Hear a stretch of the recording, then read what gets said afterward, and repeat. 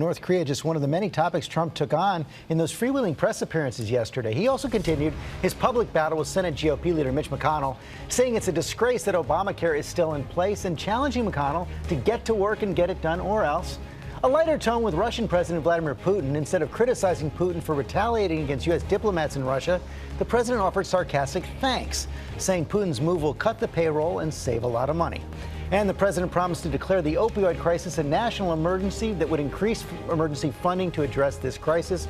Whole lot there. Our senior White House correspondent Cecilia Vega on hand for all of it. Good morning, Cecilia. Hi, George. Good morning to you. This was really something. We haven't seen the president like this since February, his last press conference. This wasn't a full press conference. A limited number of White House press corps was there, but the president took question after question despite his aides calling for a wrap. He kept going.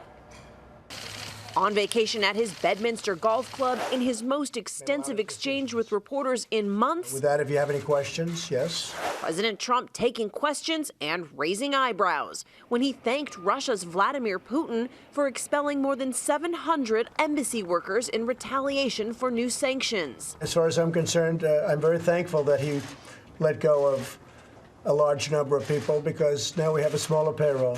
There's no real reason for them to go back. As for whether he plans to fire Special Counsel Robert Mueller, he says he hasn't given it any thought. I've been reading about it from you people. You say, oh, I'm going to dismiss him. No, I'm not dismissing anybody. And about that FBI raid at his former campaign chairman's home, President Trump says he was surprised. I thought it was a very, very strong signal or whatever. I've always known him to be a good man. I thought it was a very, they do that very seldom. So I was surprised to see it. The president also not backing down on his very public criticism of Senate Majority Leader Mitch McConnell. I'm very disappointed in Mitch.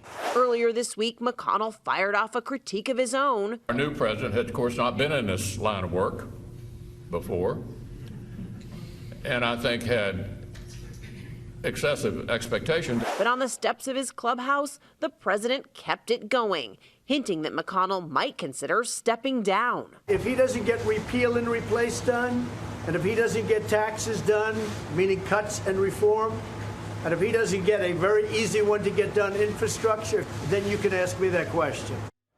Yeah, let's go back to that Russia probe. We've learned that congressional investigators now want to question the president's longtime personal secretary, Rona Graff. She's worked at Trump Tower for nearly 30 years. She is the primary point of contact for basically anyone looking to get in touch with the president. Her name was in that email chain about that Trump Tower meeting between Don Jr., others, and that Russian lawyer, George. Yeah, she has been the gatekeeper for a long time. Cecilia, thanks very much. Let's talk about this now with our chief political analyst, Matthew Dadden. Obviously, Matt, the president had a lot to get off his chest yesterday, but it was kind of remarkable to see him tougher on Mitch McConnell, the Senate Republican leader, than on Vladimir Putin.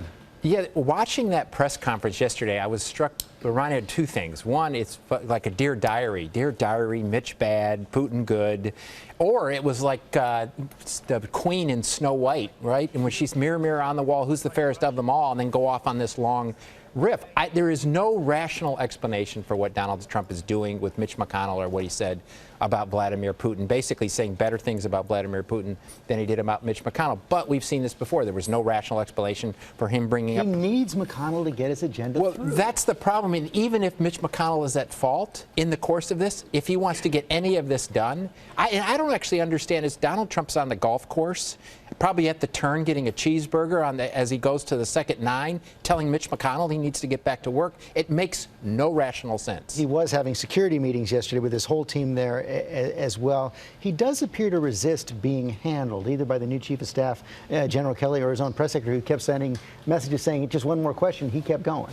Well, it's as if it's been written about. He's been caged up, and then somebody let him off, and he wasn't going to go. He didn't want to go back, and he was freewheeling. I mean, it was giving him credit. He took a lot of questions on a lot of different topics, on many different things. But I don't think it settled anybody down. It settled the world down. And I will say one thing: he was honest at one thing. The world has never seen something like this. He's right about that. One major piece of policy yesterday, now declaring a national emergency on the opioid crisis. Yeah, and obviously many Americans. I had a sister a few years ago who died from opioid addiction, who left 3 young children behind. It's a scourge of the country right now. But fundamentally, they have to decide, is it a funding problem where they're going to give more money to Medicaid to solve this problem with treatment? Or are they going to make more law enforcement, which I don't think will fundamentally solve the problem? And there seems to be a real debate on that. See you Sunday on This Week. Also on Sunday, I'll be sitting down for an exclusive interview with Anthony Scaramucci. This is his first interview after that whirlwind 10 days as White House Communications Director. Hi, everyone. George Stephanopoulos here. Thanks for checking out the ABC News YouTube channel. If you'd like to get more videos, show highlights, and watch live event coverage, click on the right over here to subscribe to our channel. And don't forget to download the ABC News app for breaking news alerts. Thanks for watching.